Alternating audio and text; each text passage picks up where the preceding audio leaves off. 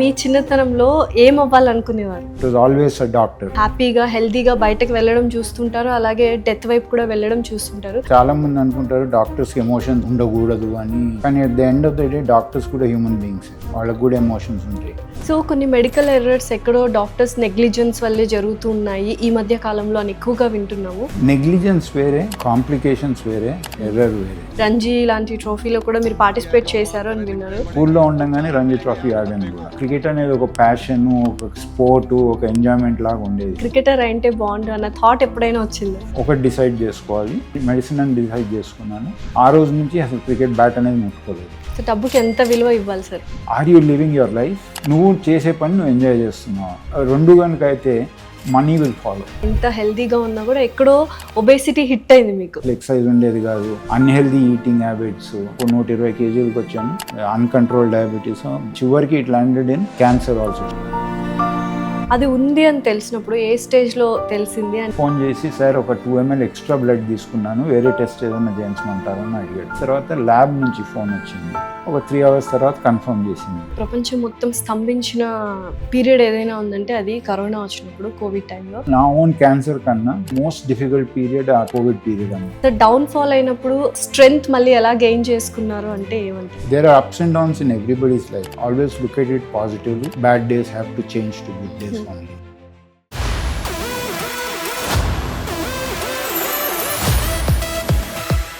Hello everyone, welcome to legends program in Suman TV. So కొత్తగా ఈ programme start చేయడం జరిగింది అండ్ అమేజింగ్ గెస్ట్తో, ఒక లివింగ్ లెజెండ్తో స్టార్ట్ చేస్తే బాగుండు అని అందరం ఆలోచించి గెస్ట్ని మీ ముందుకి తీసుకొచ్చారు. So is none other than doctor K Hariprasad garu. Doctor, administrator, రచయిత అండ్ అన్నిటికంటే క్యాన్సర్ సర్వైవర్ అని చెప్పొచ్చు. అండ్ తన లైఫ్ స్టైల్ కానీ తన లైఫ్ జర్నీ చూసుకుంటే ఎన్నో ఎత్తుపల్లాలు ఉన్నాయి. వాటిని ఎలా బ్యాలెన్స్ చేసుకొని ముందుకు తీసుకెళ్లారు అనేది ఈ పాడ్కాస్ట్ లో చాలా క్లియర్ గా చెప్పారు. డెఫినెట్లీ ఈ పాడ్కాస్ట్ ప్రతి ఒక్కరు చూడాలి, so that everyone will get an inspiration from him. So ఇంకేంటి ఆలస్యం, సో ఆయన అడిగి మరిన్ని విశేషాలు తెలుసుకుందాం. నమస్కారం డాక్టర్ హరిప్రసాద్ గారు, ఎలా ఉన్నారు? సార్, పర్సనల్ జర్నీ చూసుకున్నా, ప్రొఫెషనల్ జర్నీ చూసుకున్నా, ఒక amazing and inspirational story sir మీది. అంటే ఒక క్రికెటర్ గా, డాక్టర్ గా అండ్ డైరెక్టర్ గా మంచి మంచి హాస్పిటల్ సంస్థలకు చేశారు. అండ్ ఎస్పెషలీ మీ లైఫ్ జర్నీ చూసుకున్నట్లయితే including personal and professional transformation అనుకుంటే ఎక్కడి నుంచి మొదలు పెడతారు? రైట్ త్రూ మై లైఫ్ మొదటి నుంచి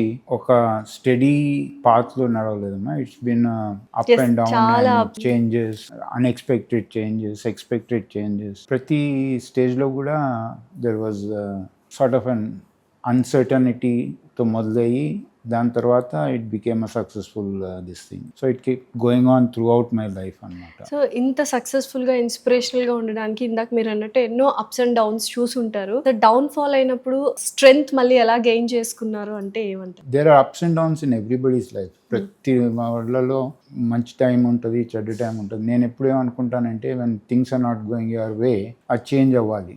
ఆ చేంజ్ మంచికే చేంజ్ అవుతుంది. సో ఆ డౌన్ టైంలో మనం అదే డౌన్ టైం అని కుంగిపోయి అట్లానే ఉంటుంది అనుకుంటే మాత్రం మనం ఎప్పుడు బయటికి రాలేము దాంట్లో నుంచి. Always look at it positively and look at it in way that all bad days have to change to good days only. So ఇప్పుడు ప్రతి చిన్న పిల్లవాడిని పిలిచి నువ్వేమవుతావు అంటే నేను డాక్టర్ అవ్వాలి, టీచర్ అవ్వాలి, లాయర్ అవ్వాలి అనుకుంటారు కదా. సో అలా మీ చిన్నతనంలో ఏం అవ్వాలనుకునేవారు? మా నాన్నగారు డాక్టర్ అమ్మ. ఆయనకి హైదరాబాద్లో దాదాపు first 100-bedded hospital, nursing home ఉండేది.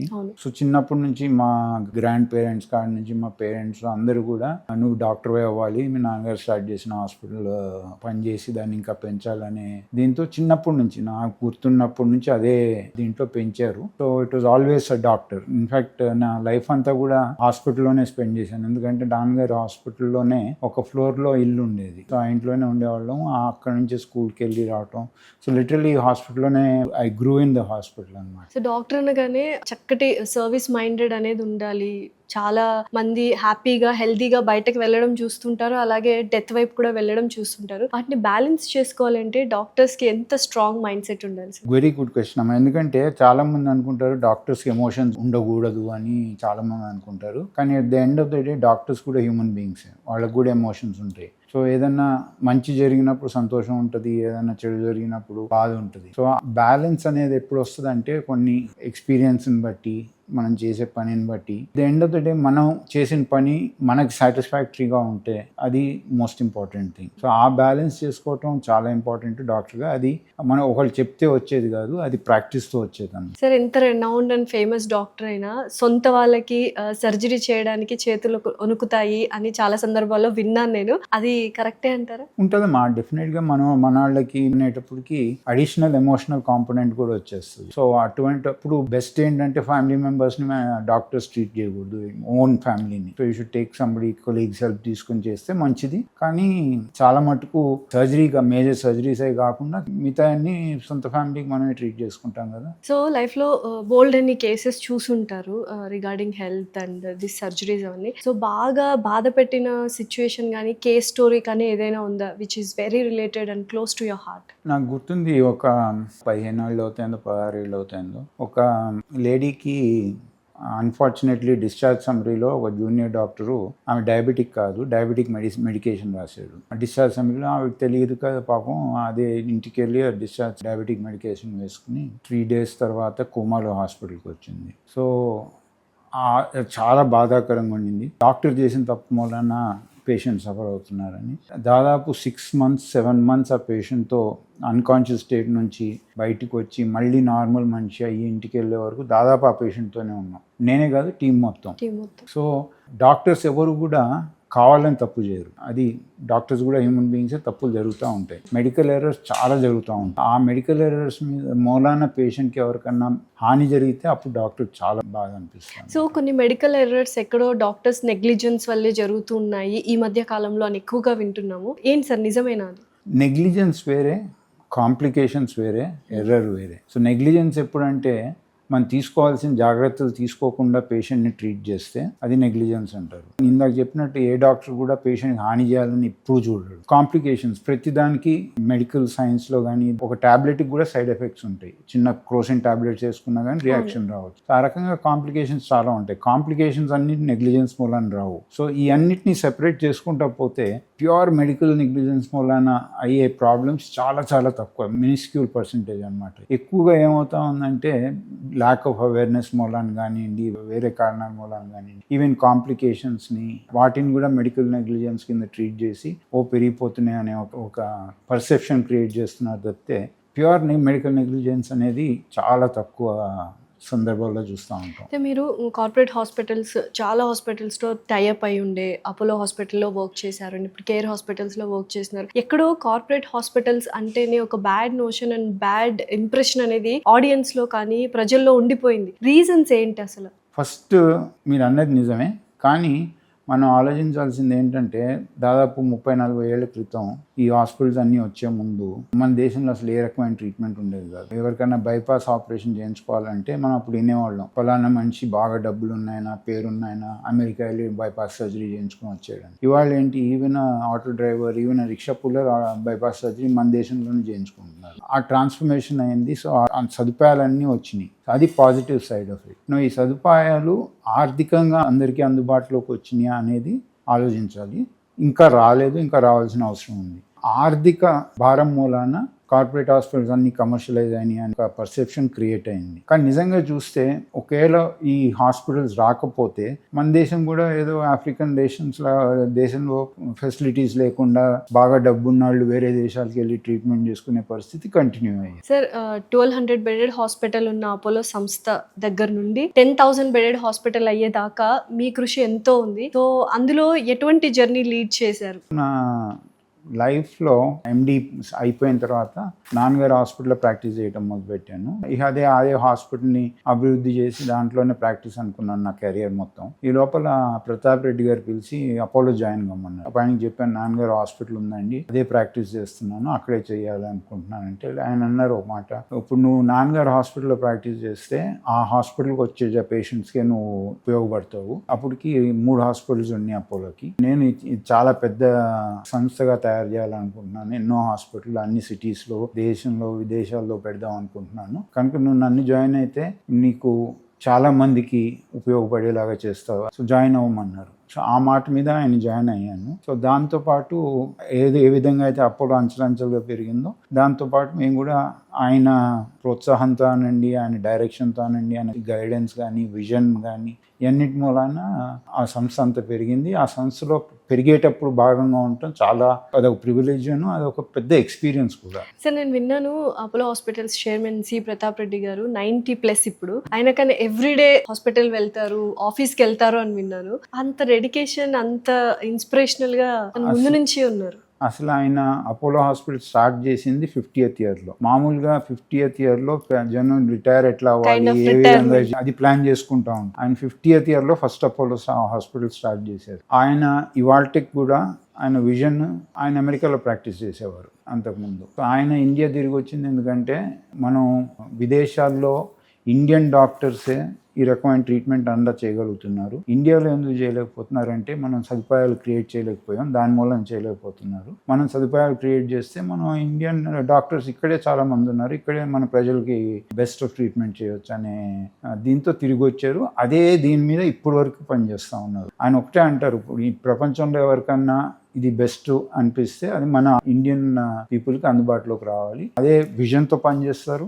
ఇవాళకి రోజు ఆఫీస్కి వస్తారు, ఏమవుతుందో తెలుసుకుంటారు. More than day to day operations ఆయన ఇంకా ఏం చేయగలుగుతాం అనేది ఆలోచిస్తారు. అది ఆయనలో ఉన్న గ్రేట్నెస్. సో అంతటి సంస్థను వదిలేసి కేర్ హాస్పిటల్స్ లో ఎందుకు జాయిన్ అయ్యారు అని ఎవరైనా అడిగారా, లేకపోతే లైక్? వదిలేదమ్మా. అక్కడ రిటైర్మెంట్ ఏజ్ 58 అపోలోలో. నేను ఎక్స్టెన్షన్ తర్వాత దాదాపు 60 వచ్చేటప్పటికి రిటైర్ అయిపోయాను అనమాట. రిటైర్ అయ్యి యాక్టివ్గా డే టు డే ఆపరేషన్స్ చేయకూడదు అనే టైంలో బ్లాక్ స్టోన్ అనే world wide largest PE company health కేర్లోకి వచ్చింది. వాళ్ళు ఇప్పుడు ఇక్కడ ఉన్న కేర్ హాస్పిటల్స్, దాని తర్వాత కేరళలో ఉన్న కిమ్స్ హెల్త్, బంగ్లాదేశ్లో ఉన్న ఎవర్ కేర్ 3 కలిపి వాళ్ళు మేజర్ స్టేక్ తీసుకున్నారు. దానికి బోర్డ్ చైర్మన్గా అడిగారు అనమాట. సో ఇప్పుడు డే టు డే ఆపరేషన్స్ చూడండి, నేను గవర్నింగ్ బోర్డ్ చైర్మన్గా పనిచేస్తున్నాను. సో అప్పట్లో మెడికల్ ఎమర్జెన్సీ అనేది ఇండియాలో లేదు, స్పెషాలిటీనే లేదు. అటువంటి హాస్పిటల్స్ అంటే ఇమీడియట్ గా ఎమర్జెన్సీని ట్రీట్ చేసే హాస్పిటల్స్ లేవు. అది స్టార్ట్ చేసింది, ఐడియా వచ్చింది ప్రతాప్ రెడ్డి గారితో, కానీ పూర్తిగా ఇంప్లిమెంట్ చేసింది మీ సహకారంతో అని విన్నాను. సో అది ఎలా ఉన్నింది సార్? జర్నీ టఫ్ అయింది, ఇనిషియల్ స్టేజెస్ లో ఎవరు ముందుకు రాలేదు అని కూడా విన్నాను. ఇప్పుడు నేను ఫస్ట్ అపోలోలో జాయిన్ చేసిన తర్వాత ప్రతాప్ రెడ్డి గారు ఒకటే అన్నారు, నేను అన్ని చేయగలిగాను, ఈ స్పెషాలిటీ దేశంలో లేదు. అప్పుడు ఎమర్జెన్సీ మెడిసిన్ అనే స్పెషాలిటీయే దేశంలో లేదు 96, 97లో. సో మనం ఇది స్పెషాలిటీ తీసుకురావాలి దేశంలో కంటే సరే అని మొదలుపెట్టాము.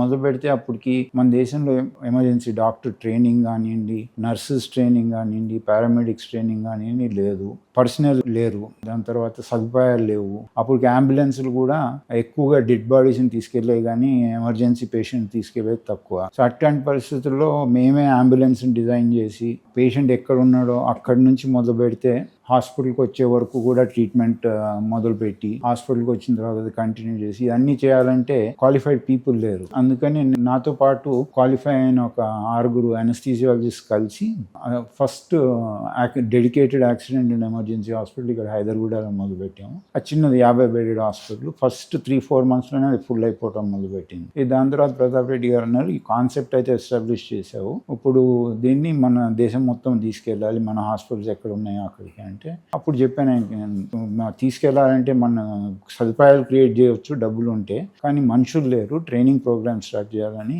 అప్పుడు మన ఏ యూనివర్సిటీ కూడా ఎమర్జెన్సీ డాక్టర్కి ట్రైనింగ్ ప్రోగ్రామ్ లేదు, MD లేదు, MS లేదు.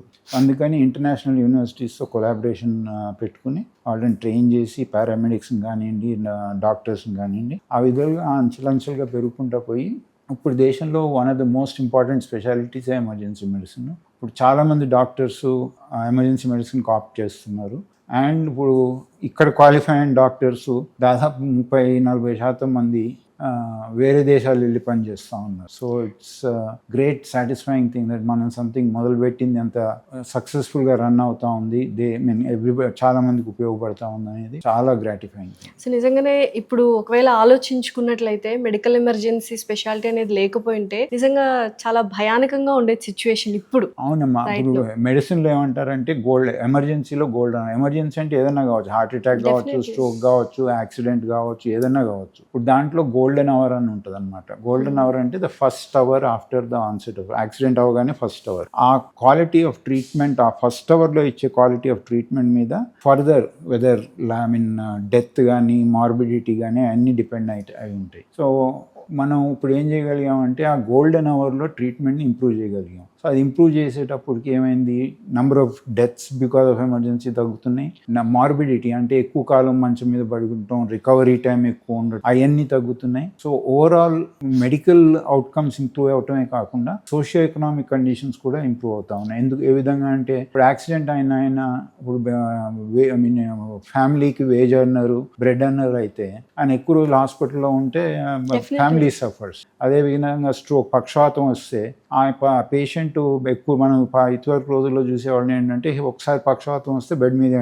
సో అట్లా అయిపోతే ఆ బ్రెడ్ అర్నర్కి ఆ ఫ్యామిలీ మొత్తం దెబ్బతింటుంది. ఇప్పుడు వాళ్ళందరినీ if you're able to get them back to work as soon as possible, అటువంటి పరిస్థితుల్లో మనం హోల్ కమ్యూనిటీకే ఇంపాక్ట్ అవుతుంది అది. కరెక్ట్. సో హెల్త్ సర్వీసెస్ కానీ మెడికల్ ఫెసిలిటీస్ కానీ ఇండియాలో ఎంతవరకు డెవలప్ అయ్యింది మీరు చూసుకున్నప్పటి నుంచి? ఇప్పుడు డెవలప్ చాలా I mean we can compete with the best in the world. ట్రెమెండస్గా డెవలప్, బెస్ట్ ఇన్ ద వరల్డ్తో కంపీట్ చేయొచ్చు. కానీ యాక్సెస్ అనేది ఇంపార్టెంట్. ఇప్పుడు మనం దేశంలో ప్రాబ్లం ఏంటంటే యాక్సెస్. ఒకటి జియోగ్రఫిక్ యాక్సెస్. అన్ని పెద్ద హాస్పిటల్స్ సదుపాయాలన్నీ మెట్రో సిటీస్లో, టైర్ 1 సిటీస్లో ఉన్నాయి. కానీ majority population outside metros, outside tier 1 cities ఉంటారు. సో వాళ్ళ పనులు వదులుకొని హెల్త్ కేర్కి మెట్రో సిటీస్ కానీ టైర్ 1 సిటీస్ కానీ ట్రావెల్ అయ్యి కొంతమంది చేయగలుగుతారు, కొంతమంది ట్రావెల్ చేయలేరు. ఈ ట్రావెల్లోనే కొంతమంది ఇంకా సీరియస్గా అవుతారు. సో జాగ్రఫిక్ యాక్సెస్ క్రియేట్ చేయగలరు. ఇంకా ఎక్కువ హాస్పిటల్స్ అవసరం, అండ్ అది కూడా టైర్ 2, టైర్ 3 సిటీస్లో జనం దగ్గరికి వెళ్ళాలి. అదొకటి. రెండోది ఏంటంటే ఫైనాన్షియల్ యాక్సెస్. సదుపాయాలు ఉన్నాయి, అన్ని రకాల సదుపాయాలు ఉన్నాయి. ప్రపంచంలో ఈ పలానా టెక్నాలజీ ఉందంటే అది మన దేశంలో కూడా ఉంది. కానీ ఎంతమంది అఫోర్డ్ చేయగలుగుతారు? అది చాలా ఇంపార్టెంట్ క్వశ్చన్. ఇప్పటికి కూడా చాలామంది వాళ్ళ own out of pocket pay చేసుకుంటూ ఉంటారు. ఈవెన్ ద రిచ్కి ఇప్పుడున్న టెక్నాలజీని అఫోర్డ్ చేయడం చాలా కష్టం. అటువంటిప్పుడు పువర్ పీపుల్కి, బిలో పావర్టీ లైన్ పీపుల్కి ఇంకా చాలా కష్టం అవుతూ ఉంది. సో ఆ ఫైనాన్షియల్ యాక్సెస్ ఇంప్రూవ్ చేయడానికి హెల్త్ ఇన్సూరెన్స్ అనేది చాలా ముఖ్యం. అన్ఫార్చునేట్లీ ఏమైందంటే, ఇప్పుడు మీకు వెహికల్ ఉందా?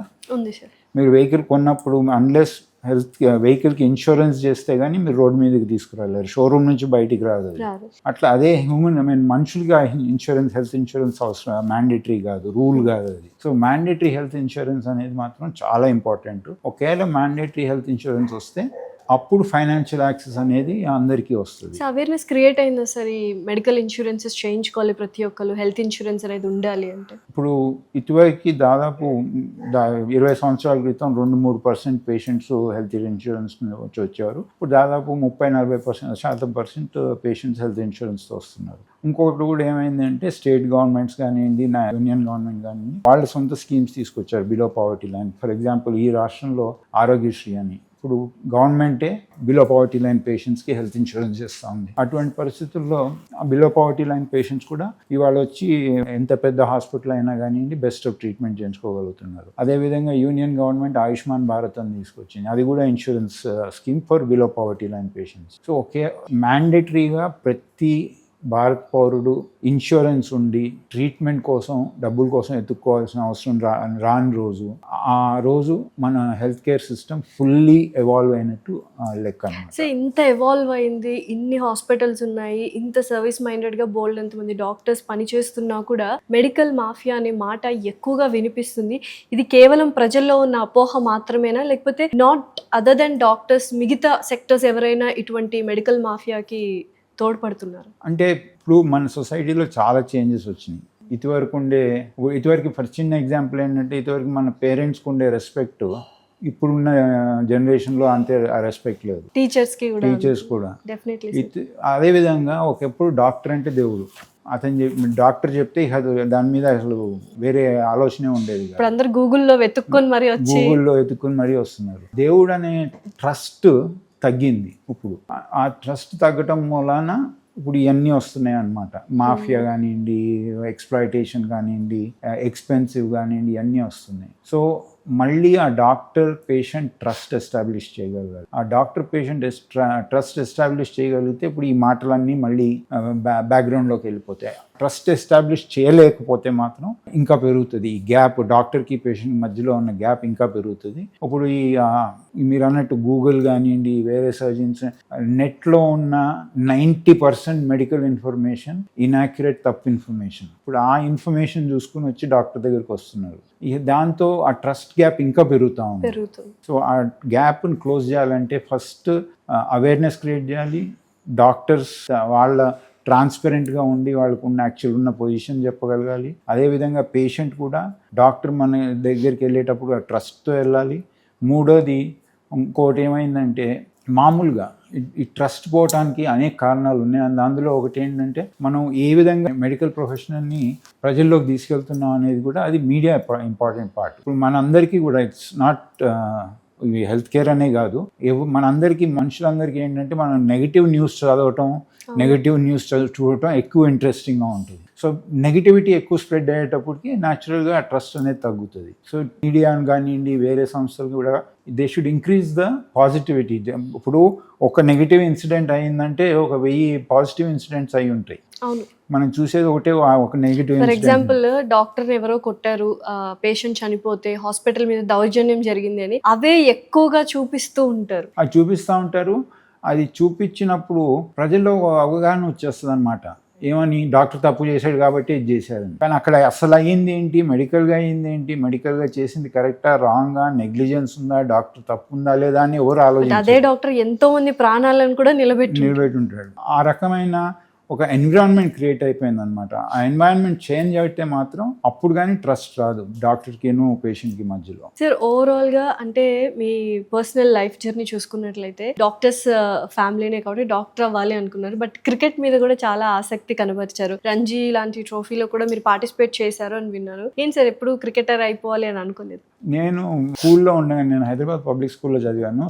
ఆ స్కూల్ గ్రేట్నెస్ ఏంటంటే చదువే కాకుండా ఎక్స్ట్రా కరిక్యులర్ యాక్టివిటీస్ కానివ్వండి, స్పోర్ట్స్ కానివ్వండి బాగా ఎంకరేజ్ చేసేవారు. సో నేను దాదాపు 8th స్టాండర్డ్కి వచ్చేటప్పటికే ఒక లెవెల్ ఆఫ్ క్రికెట్ ఆడటం మొదలుపెట్టాను. స్కూల్లో ఉండగానే రంజీ ట్రోఫీ ఆడాను కూడా. సో అప్పుడు క్రికెట్ అనేది ఇప్పుడులాగా కాదు. అప్పుడు క్రికెట్ అనేది ఒక ప్యాషన్, ఒక స్పోర్టు, ఒక ఎంజాయ్మెంట్ లాగా ఉండేది, ఒక ప్రొఫెషన్ లాగా ఉండేది కాదు. ఇప్పుడు అది ఒక పెద్ద ప్రొఫెషన్ అయిపోయింది. అప్పుడు even highest level of cricket ఆడినా కానీ ఒక బ్యాంక్ క్లర్కో ఆ రకమైన ఉద్యోగాలు వచ్చేది, లేకపోతే రైల్వేస్లో ఉద్యోగం ఆ విధంగా వచ్చేది. ఇప్పుడు ఈవెన్ స్టేట్ అండర్-19 ఆడితే కూడా ఇనఫ్ ఎర్నింగ్ ఉంటుంది అనమాట ప్లేయర్స్. ఇప్పుడు క్రికెట్ ఒక ప్రొఫెషన్ అయిపోయింది. ఆ రోజుల్లో ప్రొఫెషన్ ఉండేది కాదు. సో అందుకని క్రికెట్ మీద అంత ప్యాషన్ ఉండి అంత ఎర్లీగా ఆడినా కానీ I had to take a decision to move on for the sake of profession to medicine. అంతా ఎప్పుడైనా అంటే రిగ్రెట్ అనేది చాలా పెద్ద మాట, బట్ ఎప్పుడైనా అనిపించిందా మళ్ళీ అరే క్రికెటర్ అంటే బాగుండు అన్న థాట్ ఎప్పుడైనా వచ్చిందా? నా లైఫ్లో చాలా చేంజెస్ ఉన్నాయి. ఫర్ ఎగ్జాంపుల్ క్రికెటే నాకు మొదటి నుంచి అలవాటు ఏంటంటే డెసిషన్ తీసుకునే వరకే ఆలోచించేవాడిని. ఒకసారి డెసిషన్ తీసుకున్న తర్వాత వెనక్కి తిరిగి చూసేది లేదు, ఏదన్నా కానివ్వండి. ఆ రకంగా నేను మెడిసిన్ ఫస్ట్ ఇయర్ ఎండింగ్లో డెసిషన్ తీసుకున్నాను. నేను ఒకటే చేయగలను, రెండు చేయలేను. క్రికెట్ ఆడి మెడిసిన్ చేయటం ఇంపాసిబుల్. సో ఒకటి డిసైడ్ చేసుకోవాలి, అది మెడిసిన్ అని డిసైడ్ చేసుకున్నాను. ఆ రోజు నుంచి అసలు క్రికెట్ బ్యాట్ అనేది ముట్టుకోలేదు. ఓకే, అస్సలు ముట్టుకోలేదు. దానికి చాలా స్ట్రాంగ్ మైండ్ అనేది బిల్డ్ చేసుకోవాలేమో. అది ఒక ఎందుకంటే ఇప్పుడు పర్సనాలిటీ ట్రేట్ తర్వాత చాలా అట్లాంటి చాలా. ఇప్పుడు ఫర్ ఎగ్జాంపుల్ నాన్నగారు హాస్పిటల్ వదిలిపెట్టి అపోలో జాయిన్ అవటం, అది కూడా పెద్ద డెసిషన్. అది కానీ ఒకసారి జాయిన్ అయ్యే వరకు ఆలోచించాను. జాయిన్ అయిన తర్వాత హిమాలయానికి తిరిగి చూసేది లేదు. మనం ఇక్కడ చేసేదే కరెక్ట్, దాంట్లోనే ఎట్లా ఏ విధంగా సక్సీడ్ అవ్వాలనేది ఆలోచించాను. సో ఇప్పుడు ప్రస్తుతం ఉన్న యూత్ ఏంటంటే డెసిషన్ మేకింగ్ లో రాంగ్ గా అండ్ చాలా క్విక్ గా తీసేసుకుంటున్నారు డెసిషన్స్. రాంగ్ తీసుకున్నామని బాధపడుతున్నారు కానీ ఆ డెసిషన్ ని ముందుకి తీసుకెళ్లాలి అనేది ఆలోచించలేదు. సో మీకంటే పర్సనాలిటీ ట్రైట్ ఉండింది, it's inbuilt or genes from your father. ఇప్పుడున్న యంగ్స్టర్స్ కి మీరు ఏమని సలహా ఇస్తారు? ఒకటమ్మా, ఫస్ట్ థింగ్ ఏంటంటే డెసిషన్ కరెక్ట్గా తీసుకోవాలి. And that decision should be yours. ఇప్పుడు ఎవరో చెప్పారని డెసిషన్ తీసుకోవటం, లేకపోతే పేరెంట్స్ ప్రెషర్ మూలాన డెసిషన్ తీసుకోవటం, లేకపోతే ఫ్రెండ్స్ ప్రెషర్ మూలాన డెసిషన్ తీసుకోవటం, ఆ రకంగా చేయకూడదు. నువ్వు ప్యాషనేట్గా దేంట్లో హ్యాపీగా ఉంటావు, కాంట్రిబ్యూట్ చేయగలుగుతావు అనుకుంటావు, అది correct. First it should be your own decision. తర్వాత డెసిషన్ తీసుకున్న తర్వాత no decision is going to lead to success immediately. ఆ డెసిషన్ తీసుకున్న తర్వాత నువ్వు సక్సెస్ కావాలంటే దానికి కష్టపడాలి, అవసరమైన ఎఫర్ట్ పెట్టాలి, అప్స్ అండ్ డౌన్స్ ఉంటాయి, అవి ఎదుర్కోవాలి. అవన్నీ చేయగలిగితే then you will be successful. ఇప్పుడు రెండోది ఏంటంటే ఒక 10 డెసిషన్స్ తీసుకున్నాం అనుకోండి లైఫ్లో, 2 సక్సెస్ఫుల్గా ఉంటాయి, మిగతా 8 సక్సెస్ఫుల్గా ఉండవు. సో ఆ 8 సక్సెస్ఫుల్ కాలేదని నేను అసలు డెసిషన్ తీసుకోనంటే యూఆర్ అ లూజర్. ఆ 8 ఫెయిల్ అయినాయి కాబట్టి నాకు ఈ 2 కూడా ఫెయిల్ అవుతాయి అనుకోవటం అది నెగటివిటీ. సో ఏదన్నా కానీ పాజిటివ్గా if you are focused on what you're doing you will succeed. So మీరు స్పోర్ట్స్ పర్సన్ అండ్ డాక్టర్, కానీ ఇంత డిసిప్లిన్డ్గా ఇంత హెల్దీగా ఉన్నా కూడా ఎక్కడో ఒబేసిటీ హిట్ అయింది మీకు. ఏ ఏజ్లో హిట్ అయింది? దాన్ని మళ్ళీ it is very surprising and very happy to see you like this. But ఆ టైంలో వాట్ ఆర్ ద రీజన్స్? ఇప్పుడు క్రికెట్ ఆడిన రోజులు ఫిట్గానే ఉండేవాడిని. ఒక్కసారి క్రికెట్ ఆపేసిన తర్వాత ఓకే, ఇందాక చెప్పినట్లు doctors are also human beings. So తప్పు అని తెలిసినా కానీ డాక్టర్స్ చాలామంది చేస్తూ ఉంటారు. ఇప్పుడు నా కేసులో తీసుకుంటే ఆఫ్టర్ స్టాపింగ్ క్రికెట్ అసలు ఎక్సర్సైజ్ ఉండేది కాదు, పనిలో ఎక్కువ టైం ఉండేది, స్ట్రెస్ ఉండేది, అన్హెల్దీ ఈటింగ్ హ్యాబిట్స్, దాంతోపాటు స్మోకింగ్, దాంతోపాటు మోస్ట్ అన్హెల్దీ లైఫ్ స్టైల్ అనమాట. ఎప్పుడు పడుకోవటం, ఎప్పుడు లేవటం, ఇట్ వాజ్ వెరీ బ్యాడ్. ఆ పీరియడ్, ఆ ఎంటైర్ ఒక దాదాపు 20 years పీరియడ్ అనుకోవచ్చు. అది ఆ పీరియడ్లో బాగా వెయిట్ పుట్ ఆన్ చేశాను నేను. 20 years you have been into this unhealthy lifestyle. Absolutely unhealthy life style. Okay, దాదాపు 120 kgs వచ్చాను. దాని తర్వాత I was addicted to tobacco. దాని తర్వాత డయాబెటీస్ వచ్చింది ఆ వెయిట్ మూలాన, అన్కంట్రోల్ డయాబెటీస్, బ్లడ్ ప్రెషర్ వచ్చింది దాని మూలాన, అన్ని రకాలుగా వచ్చినాయి. అండ్ చివరికి it landed in cancer also, some type of blood cancer also. సరే, ఇన్ని అంటే హై బీపీ కానీ smoking, drinking habits, addiction kind of దీంట్లోనే ఉన్నారు, అండ్ బ్లడ్ క్యాన్సర్ కూడా వచ్చింది. వీటన్నిటిని పక్కకు తోసి ముందుకు ఎలా సాగారు sir? How did you stop that? ఇప్పుడు చాలా మంది యూత్ అదే బాధపడుతున్నారు, జస్ట్ టు స్టాప్. ఒకటి ఫస్ట్ అడ్వైస్ ఏంటంటే టొబాకో దగ్గరికి వెళ్ళకూడదు అసలు, అబ్సల్యూట్లీ. ఎందుకంటే tobacco can cause all the diseases. Heart attack కాడి నుంచి, క్యాన్సర్ కాడి నుంచి, స్ట్రోక్ కాడి నుంచి, అన్ని రకాల జబ్బులు వస్తాయి టొబాకోతో. దాంతో పెద్ద డేంజర్ ఏంటంటే టొబాకో ఒకసారి అడిక్ట్ అయితే దాంట్లోంచి బయటికి రావడం చాలా కష్టం. మీకు ఎన్ని ఇయర్స్ పట్టింది సార్? నాకు అదొక స్టోరీ. నేను స్మోకింగ్ బ్యాడ్ అని అంత లావ్ అయిపోయేటప్పుడు నడవటం కూడా కష్టం ఉండేది స్మోకింగ్ మూలాన. సో ఇది లంగ్స్ మీద ఎఫెక్ట్ అవుతుందని స్మోకింగ్ ఆపేసి started chewing tobacco to stop smoking. అది తెలుసు నాకు, డాక్టర్ని అన్ని చూస్తూ ఉన్నాం, ఓరల్ క్యాన్సర్కి మేజర్ కాజ్ టొబాకో చూయింగ్ అని తెలుసు. అయినా కానీ ఆ స్మోకింగ్ ఆపాలని అది మొదలుపెట్టాం. చివరికి I decided myself that నేను ఇక ముందుకు వెళ్ళాలంటే మాత్రం ఇది పనికిరాదని. One fine day I stopped and ఇక దాని తర్వాత అసలు టొబాకో దగ్గరికి వెళ్ళలేదు. ఇక లైఫ్ స్టైల్ అంటారా, నాకు బ్లడ్ క్యాన్సర్ వచ్చిన తర్వాత ఆ పీరియడ్లో ఫస్ట్ 3 months హాస్పిటల్ రూమ్లోనే ఉండి ట్రీట్మెంట్ చేయించుకున్నాను. దాని తర్వాత ఒక 9 months ఇంటికాడ ఉండి హాస్పిటల్కి వెళ్ళి వస్తా ట్రీట్మెంట్ చేయించుకున్నాను. ఆల్ ద ఎంటైర్ ట్రీట్మెంట్ పీరియడ్లో కూడా ఐ వాజ్ వర్కింగ్. నేను అదే హాస్పిటల్లో పని చేస్తూ ఉన్నాను, అదే హాస్పిటల్లో ట్రీట్మెంట్ అవుతూ ఉంది. ఆ పీరియడ్లో నాకు మా ఫ్యామిలీ కానివ్వండి, ఫ్రెండ్స్ కానివ్వండి, ట్రీట్ చేసిన డాక్టర్స్ కానివ్వండి, హాస్పిటల్ స్టాఫ్ కానివ్వండి, వాళ్ళందరూ the amount of love, affection and care they showed. Treatment అయిపోయేటప్పుడు నాకు అనిపించింది, ఇంత చేశారు కదా, మనం what can we do back, మనం ఏ విధంగా రిటర్న్ ఇవ్వగలుగుతాం అంటే అప్పుడు నేను ఆలోచించింది ఏంటంటే, నేను ఏదన్నా రిటర్న్ ఇవ్వగలగాలంటే నేను ఇచ్చే పొజిషన్లో ఉండాలి. సో ఏది ఆపగలుగుతుంది నన్ను అంటే first was my health. So అప్పటి నుంచి I decided over night that I'm going to change my life style అని. ఐ స్టాప్డ్ ఆల్, మొత్తం ట్రాన్స్ఫర్మేషన్ ఆఫ్ లైఫ్ స్టైల్ అనమాట. టొబాకో స్టాప్ అయిపోయింది, దాని తర్వాత డయట్ చేంజ్ అయిపోయింది completely. It is a completely healthy diet. దాని తర్వాత చాలా changes. Daily 90 minutes I'm in the gym, exercise.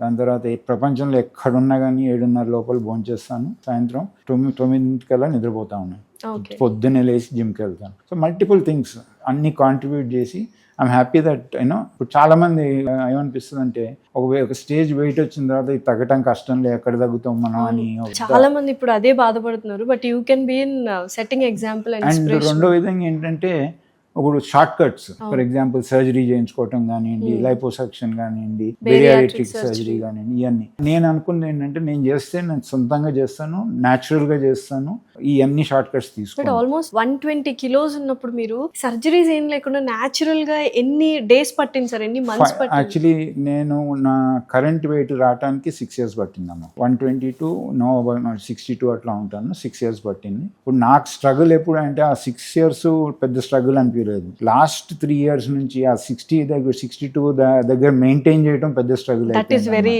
Yes definitely. కానీ నా భయం ఏంటంటే ఒకవేళ మళ్ళీ వదిలేసి change it in any way, మళ్ళీ ఆ వెయిట్కి వెళ్ళిపోతాం అనే భయంతో you are continuing. It becomes a way of life. ఆ రకంగా చేయకపోతే ఆ రోజు పొద్దున్నే 90 minutes ఎక్సర్సైజ్ చేయకపోతే ఆ రోజు ఏదో రకంగా ఉంటుంది. అన్హెల్దీ ఫుడ్ తింటే ఆ రోజు అంతా వేరే రకంగా ఉంటుంది అన్నమాట. సో మనిషికి ఆ భయం అనేది ఉండాలంటారా సార్? భయం అనేది డెఫినెట్గా ఉండాలి. ఎందుకంటే భయం కన్నా నేను అనుకోవటం అనేది ఏంటంటే అవేర్నెస్ అనేది ఉండాలి. మనం ఇది చేస్తే ఇది మంచి జరగవచ్చు, ఇది చెడు అవ్వచ్చు అనే అవేర్నెస్ ఉండి సెల్ఫ్ డిటర్మినేషన్ ఉండాలి. మనం ఇదైతే మనకు చెడు, మనం దాని దగ్గరికి వెళ్ళకూడదు అనే సెల్ఫ్ డిటర్మినేషన్ ఉండాలి. ఓకే, అందరికీ తెలుసు ఇప్పుడు స్మోక్ చేస్తే మంచిది కాదు అని సిగరెట్ డబ్బా మీద పెద్ద క్యాన్సర్ పీపుల్ స్మోక్.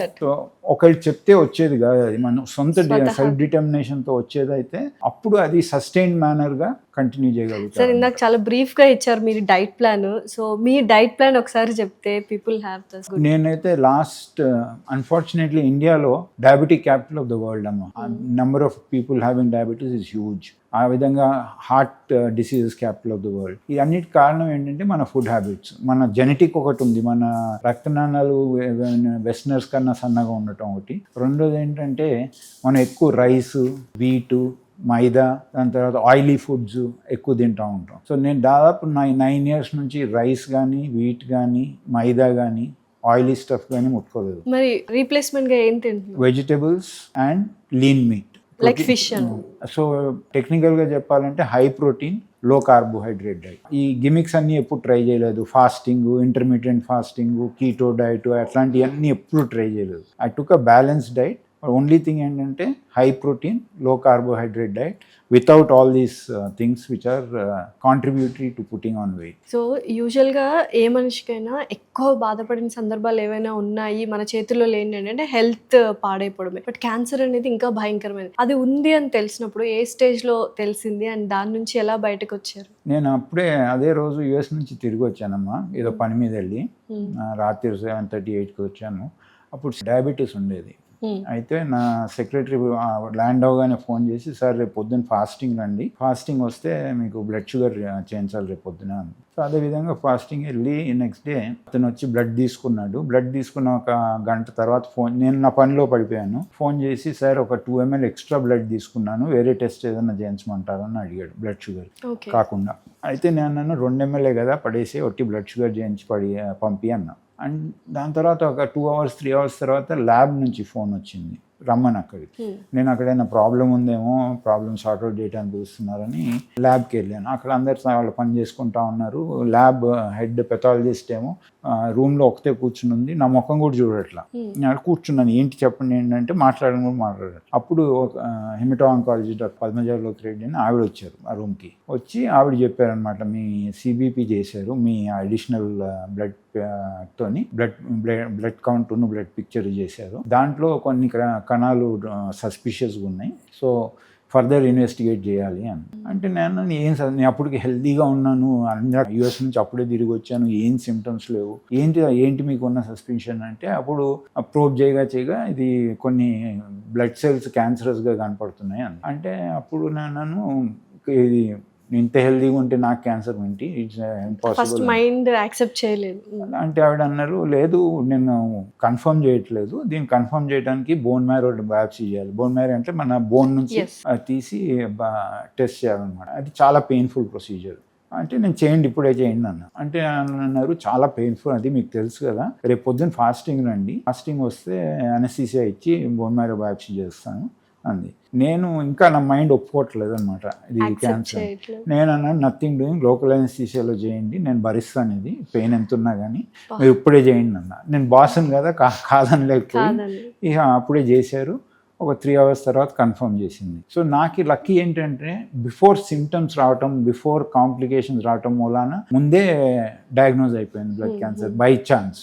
అది గాడ్స్ గ్రేస్ అన్నమాట. డెఫినెట్లీ. సో ఆ స్టేజ్లో ఉండటం వలన డెఫినెట్లీ ట్రీట్మెంట్ ప్రోటోకాల్ కానివ్వండి, ట్రీట్మెంట్ ప్రాసెస్ కానివ్వండి, దాని ఉన్న కాంప్లికేషన్స్ కానివ్వండి, క్యూర్ కానివ్వండి, అన్నీ it became that much easier అన్నమాట. అంటే సిమ్టమ్స్ రాకముందే మనం డయాగ్నోస్ చేస్తే క్యాన్సర్ అనేది కొంతవరకు we can treat it well. అవునమ్మా, ఇప్పుడు డెఫినెట్గా ఇప్పుడు ఇదివరకు ఏమనే వాళ్ళు ప్రివెన్షన్ ఇస్ ద బెస్ట్. అవును, definitely sir. So there are some things which cause cancer, వాటి నుంచి దూరం ఉండాలి, that is the best thing. రెండోది ఏంటంటే now we got into predictive medicine. Predictive medicine అంటే ఈ పలానా పర్సన్కి ఈ క్యాన్సర్ వచ్చే అవకాశం ఉంటుంది అనే ప్రెడిక్టివ్ మెడిసిన్ కూడా వచ్చింది. సో ఫర్ ఎగ్జాంపుల్ చెప్తున్నాను, ఒక ఫ్యామిలీలో బ్రెస్ట్ క్యాన్సర్ ఎవరికన్నా వస్తే ఆ ఫ్యామిలీలో ఉన్న ఫీమేల్స్కి బ్రెస్ట్ క్యాన్సర్ వచ్చే అవకాశం ఎక్కువగా ఉంటుంది. సో ఆ ఫ్యామిలీలో ఉన్న మిగతా వాళ్ళు women they should continuously go, specific tests ఉన్నాయన్నమాట. ఆ స్పెసిఫిక్ టెస్ట్ చేయించుకుంటే ఎవరికి వచ్చే అవకాశం ఎక్కువ ఉందనేది తెలుస్తుంది. సో ప్రివెంటివ్గానే ట్రీట్మెంట్ చేయించుకోవచ్చు. సో ప్రెడిక్టివ్ అనాలిసిస్ చేయొచ్చు. మూడోది ఏంటంటే స్క్రీనింగ్, ప్రివెంటివ్ హెల్త్ కేర్. ఇప్పుడు ప్రివెంటివ్ హెల్త్ కేర్ అనేది అన్ఫార్చునేట్లీ మన దేశంలో అంత పాపులర్ కాలేదు. సో ప్రివెంటివ్ హెల్త్ కేర్ అనేది చాలా చాలా ఇంపార్టెంట్ అండ్ చాలా మటుకు డిసీజెస్ని అర్లీ స్టేజెస్లో డయాగ్నోస్ చేసే అవకాశం ఉంటుంది. ఆ రకంగా ఎర్లీ స్టేజ్లో డయాగ్నోస్ చేస్తే దాని మెడికల్గా ట్రీట్మెంట్ ఈజియరే కాకుండా క్యూర్ రేట్స్ ఎక్కువే కాకుండా ఖర్చు కూడా తక్కువ అవుతుంది. అదే స్టేజ్ 3, స్టేజ్ 4కి వెళ్ళిన తర్వాత అయితే ఆ పేషెంట్ రికవర్ అవుతాడనే నమ్మకం లేదు, తక్కువ. రెండోది number of days of treatment ఎక్కువ. మూడోది ఖర్చు చాలా ఎక్కువైపోతుంది and it becomes a burden on the family. So ఇవన్నీ అవాయిడ్ చేయడానికి predictive medicine, preventive medicine or very very important and ఇప్పుడు అందుబాటులో ఉన్నాయి యూజ్ చేసుకోవాలి. సో డెఫినెట్లీ ప్రతి ఒక్కరు మెడికల్ టెస్ట్లు అనేది తరచుగా ఒక 6 months కానీ 1 year కానీ చేయించుకుంటూ ఉంటే బెటర్. అన్ని టెస్ట్లు అవసరం లేదు, అదొక పెద్ద ఇదైపోయింది. ఇప్పుడు ఏమైందంటే మామూలుగా జనానికి ప్రివెంటివ్ హెల్త్ చెక్ అంటే ఒక 50 టెస్టులు 80 టెస్టులు చేయించుకుని ప్రివెంటివ్ హెల్త్ చెక్ చేయించుకున్నాం అనుకుంటారు. అది కాదా? నేను కూడా అలానే చేయించుకుంటాను. అది కరెక్ట్ కాదు కదమ్మా. నువ్వు నేను సేమ్ కాదు. అవును. ఇప్పుడు నువ్వు నేను సేమ్ టెస్ట్ చేయించుకుంటే లాభమే ఉంది. ఇప్పుడు మీకున్న హిస్టరీని బట్టి, హెరిడిటరీ బట్టి, మీ లైఫ్ స్టైల్ని బట్టి, మీకున్న కండిషన్ని బట్టి మీకు స్పెసిఫిక్ టెస్ట్ ఉంటాయి. అదేవిధంగా నాకున్న కండిషన్స్ బట్టి నాకు స్పెసిఫిక్ టెస్ట్. డాక్టర్ దగ్గరికి వెళ్ళి మీకు ఏమున్నది. ఇప్పుడు ఇంకా మన అదృష్టం ఏంటంటే ఇప్పుడు ఆర్టిఫిషియల్ ఇంటెలిజెన్స్ కూడా వచ్చేసింది. సో ఇప్పుడు మన బ్రీఫ్ హిస్టరీని తర్వాత మెడికల్ డేటాని ఫీడ్ చేస్తే కంప్యూటరే throws up what are the test which you need for individual. So personalise medicine అయిపోయింది అనమాట. So it is for you. నీకు అవసరం ఉన్న టెస్టులు చేయించుకుంటే అది ఉపయోగం. సో ఇందాక క్యాన్సర్ పేషెంట్స్ గురించి, ఇప్పుడు ఎవరైనా క్యాన్సర్ అని డయాగ్నోస్ అయిన వెంటనే వాళ్ళు అంటే పేషెంట్స్ అండ్ ఫ్యామిలీ కూడా యాక్సెప్టెన్స్ అనేది ఎంత ఇంపార్టెంట్ సార్? చాలా ఇంపార్టెంట్ అమ్మా. ఎందుకంటే ఒకసారి డయాగ్నోస్ అయ్యి కన్ఫర్మ్ అయిన తర్వాత పేషెంట్కి మామూలుగా మనం చూసేది ఏంటంటే మెడిసిన్స్ ఇస్తున్నాము, పేషెంట్ ఈ రకంగా ప్రోగ్రెస్ అవుతున్నాడు, ఇవన్నీ చూస్తారు. కానీ నా ఓన్ ఎక్స్పీరియన్సెస్ అయితే తెలిసింది ఏంటంటే mental health is also huge thing particularly in cancer. And ఒకసారి అది బర్డ్ వినగానే కుంగిపోతూ ఉంటారు మనుషులు. కుంగిపోయి డిప్రెషన్లోకి వెళ్ళిపోయి ఆ mental health becomes a very very bad influence on the person. ఒకవేళ సపోర్ట్ సిస్టమ్ బాగుంటే, నేను అదే చెప్పాను, నేను one of the most important things నేను రియలైజ్ అయింది నా క్యాన్సర్ ట్రీట్మెంట్లో ఏంటంటే the importance of the support of the people around you. Family కానివ్వండి, డాక్టర్స్ కానివ్వండి, ఫ్రెండ్స్ కానివ్వండి, ద టీమ్ కానివ్వండి, psychological support if you're strong then the outcomes also it impacts the outcomes అనేది నాకు డెఫినెట్గా తెలిసింది. ఇంకోటి ఏంటంటే నేను అప్పటికి హాస్పిటల్కి అపోలోకి ప్రెసిడెంట్ని, 70 హాస్పిటల్స్ పైన ఉన్నాయి. అప్పటికే నేను నా రూమ్లో మొత్తం వీడియో కాన్ఫరెన్సింగ్ సిస్టమ్ అరేంజ్ చేసి నువ్వు పని చేసుకో, నీ రెగ్యులర్గా పని చేసుకో అన్నారు అనమాట. ఐ డోంట్ థింక్ ప్రపంచంలో ఏ సంస్థ ఆ పొజిషన్లో ఉన్న వాళ్ళని ఆ రకమైన ఇది ఇవ్వలేదు. అది చాలా మటుకు నాకున్న నెగిటివిటీని తీసేసి it made my mind active and occupied అనమాట. ఆ మైండ్ ఆక్యుపై అయిపోయేటప్పటికి నెగిటివ్ థాట్స్ అనేది రాలేదు. సో లక్కీగా నాకు ఎంటైర్ పీరియడ్లో I was very positive and I didn't have any negative thoughts. And fortunately treatment course కూడా అంత ఈజీగా అయితే. యూజువల్గా చాలా అంటే ప్రపంచం మొత్తం స్తంభించిన పీరియడ్ ఏదైనా ఉందంటే అది కరోనా వచ్చినప్పుడు, కోవిడ్ టైంలో. ఆ టైంలో మీరు అపోలో హాస్పిటల్స్ లో వన్ ఆఫ్ ద డైరెక్టర్స్ కాబట్టి కయోస్ నంతా ఎలా బ్యాలెన్స్ చేశారు? అండ్ ఆ టైంలోనే నాన్నగారు చనిపోవడం కూడా జరిగింది. How did you do all this? నా ఓన్ క్యాన్సర్ కన్నా నా పీరియడ్ లో most difficult period Covid period అమ్మా, బోత్ పర్సనలీ ప్రొఫెషనలీ కూడా. ఫస్ట్ స్టేజ్లో అసలు ఏంటో ఎవరికి అర్థం కావట్లేదు. అందరూ జనాల్ని లాక్డౌన్ అని పెట్టి ఇంట్లో తాళాలు వేసుకుని కూర్చున్నారు. మేమేం చేస్తున్నాం, డాక్టర్ని, నర్స్ని, పారామెడిక్స్ని వెళ్ళి కోవిడ్ పేషెంట్స్ ట్రీట్మెంట్ చేయమని మేము అడుగుతున్నాం. సో ఫస్ట్ ఆ మోటివేషన్ తీసుకురావాల్సి వచ్చి స్టాఫ్. అండ్ ఆ పీరియడ్ లో మెడికల్ ఫ్రంట్ లైన్ వారియర్స్ లేకపోతే ఎవరం లేము అసలు వాళ్ళు చేసిన సేవలు అసలు ఎవరు చేయలేరు. And I don't think it is human, it is super human. అదొకటి.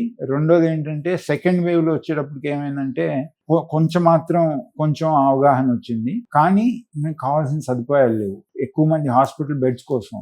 నాకు 2 సార్లు కోవిడ్ వచ్చింది, రూమ్ లో ఉన్నాను, కానీ ఫోన్ మోగటం మాత్రం ఆగలేదు. పెద్ద వాళ్ళు ఫోన్ చేసి మా పేషెంట్ కి బెడ్ కావాలి, ఆ హాస్పిటల్లో బెడ్ కావాలి, ఢిల్లీ. తర్వాత హాస్పిటల్ అడ్మినిస్ట్రేటర్స్ ఫోన్ చేసి, సార్ మా దగ్గర 100 మంది ఆక్సిజన్ మీద ఉన్నారు, 2 గంటల కన్నా ఎక్కువ ఆక్సిజన్ లేదు, మాకు హెల్ప్ చేయండి. సో ఈ విధంగా, లేకపోతే ఆ మందు లేదు, ఈ మందు లేదు అనేది దాదాపు కంటిన్యూస్ గా ఆ సెకండ్ వేవ్. థర్డ్ వేవ్ వచ్చేటప్పటికి వ్యాక్సిన్ వచ్చింది, అప్పటికి అంత పెద్ద సీరియస్ గా లేదు. సో ప్రొఫెషనల్లీ చాలా టాక్సింగ్ ఉండింది. ఫస్ట్ 2 వేవ్స్ అయితే మాత్రం I don't know how you people handle. మీరు చెప్తుంటేనే ఒకలాంటి వణుకొస్తుంది. Most difficult period. దాని తర్వాత ఫస్ట్ వేవ్ లో నాన్నగారు was aged, he was 75, and మేమందరం కలిసి దాదాపు అప్పుడు కూడా దాదాపు రోజు 100 మంది పేషెంట్ చూసేవారు. మేమందరం కలిసి నేను నాకు 2 సిస్టర్స్ అందరం ముగ్గురం కూర్చోబెట్టి చెప్పి, అసలు మీరు వెళ్ళొద్దు క్లినిక్ అని 2 వారాలు గట్టిగా పట్టుబట్టి కూర్చోబెట్టాం. చివరికి అన్నాడు, ఈ పీరియడ్ లో నా పేషెంట్లు నేను వెళ్ళకపోతే ఇంకెవరు వెళ్తారు, నేను చూడకపోతే పేషెంట్లను అన్యాయం చేసినట్టు ఉంటుందని ఈ స్టార్టెడ్ మమ్మల్ని అందరినీ సర్వీస్ చేస్తూ. సో ఫస్ట్ పేషెంట్, అడ్మిట్ అయిన పేషెంట్ చూస్తే కోవిడ్ లక్షణాలు కనిపించి కోవిడ్ హాస్పిటల్ షిఫ్ట్ చేసేసారు. కానీ ఆ పేషెంట్ నుంచి ఆయనకు వచ్చింది, ఆయన నుంచి మా మదర్కి కూడా వచ్చింది. So both of them first wave లోనే వచ్చింది. హాస్పిటల్లో ఉండి despite giving them the best, I lost my father in the first wave. ఆ విధంగా పర్సనల్ గా కానివ్వండి, ప్రొఫెషనల్ గా కానివ్వండి, it was the most difficult period in my life those 2 years. కానీ నాన్నగారు ఒకరికి సర్వీస్ చేస్తూనే ఆ సిచ్యుయేషన్ వచ్చిందంటే ఇట్స్ అ గ్రేట్ డెత్ అనుకోవచ్చు. అంటే he was very healthy, very healthy. ఒకటి. రెండోది ఏంటంటే I was working in the best institute in the country, if not the world. ఆ 2 పెట్టుకుని కూడా వి కుడ్ సేవ్ హిమ్ అనే ఒక బాధ ఇంకా ఉంటది అన్నమాట. But still wherever he is in heaven, he'll be looking after you, he'll be blessing us. And ఇన్ని అనుభవాలన్నీ ఒక బుక్ గా మలిచి రచించారు. What is that book all? ఆ బుక్ నాకు చిన్నప్పటి నుంచి అంటే ఒక ఏజ్ వచ్చినప్పటి నుంచి ఆ రోజు అయిందంతా ఒక బుక్ లో రాయటం అలవాటు. ఎవ్రీడే డైరీ రాసుకోవడం లాగా ఇన్సిడెంట్స్ అన్ని రాయటం అలవాటు. అది నా క్యాన్సర్ ట్రీట్మెంట్ అయిపోయిన తర్వాత, ట్రాన్స్ఫర్మేషన్ అయిపోయిన తర్వాత మా సన్ ఒకసారి రోజు చదివి ఇది బుక్ అని కన్వర్ట్ చేద్దాం అన్నాడు. నేను నాకు ఓపిక లేదైనా నేను బుక్ రాయటం అంటే, సన్నే వెళ్ళి ఒక పబ్లిషర్ని పట్టుకుంటే ఆ పబ్లిషర్ అంది ఈ బుక్ చాలా బాగుంటుంది అంటే, నాకు రాసే ఓపిక లేదన్న. ఆవిడ అంది, నేను క్వశ్చన్స్ అడుగుతాను, మీరు క్వశ్చన్స్కి ఆన్సర్స్ చెప్పండి, నేను దాన్ని బుక్ కింద కన్వర్ట్ చేస్తాను. సరే అంటే ఒక 3 months 4 months నడిచింది ఆ బుక్ క్వశ్చన్. ఆ బుక్ పేరు కానివ్వండి, ఆ పేరు ఎలా వచ్చింది? ఆ పేరు కూడా మన సన్నే డిసైడ్ చేశాడు అనమాట. ఇంపాసిబుల్ ని ఐఎమ్ పాసిబుల్ అని చేసి అతను సన్నే డిసైడ్ చేసి ఆ బుక్ ను పబ్లిష్ చేసి ఆ విధంగా వచ్చింది. సో ఆ బుక్ లో ఉన్న ప్రతి పేజీని చదివితే మనిషి ఎలా ట్రాన్స్ఫార్మ్ అవుతారు అంటే, వాట్ డు యు వాంట్? అంటే మనిషి ట్రాన్స్ఫార్మ్ అవటం కన్నా when there are challenges, how to face them అనేది ఎక్కువ important. That is the message of the book అన్నమాట. లైఫ్ అనేది ఎవరికి సాదాసీదాగా నడవదు, ఒక స్ట్రైట్ లైన్ లాగా వెళ్ళదు, అప్స్ అండ్ డౌన్స్ ఉంటాయి. అప్పు ఉన్నప్పుడు మరీ పొంగిపోకుండా, డౌన్ గా ఉన్నప్పుడు మరీ కుంగిపోకుండా ఏ రకంగా మన లైఫ్ ని బ్యాలెన్స్ చేసుకుని ముందుకు వెళ్ళొచ్చు అనేది. అన్ఫార్చునేట్లీ నాకు number of apps and downs బాగా ఎక్కువ ఉంది లైఫ్ లో. సో దాంతో ఆ మెసేజ్ ఉంటుంది ఆ బుక్ లో.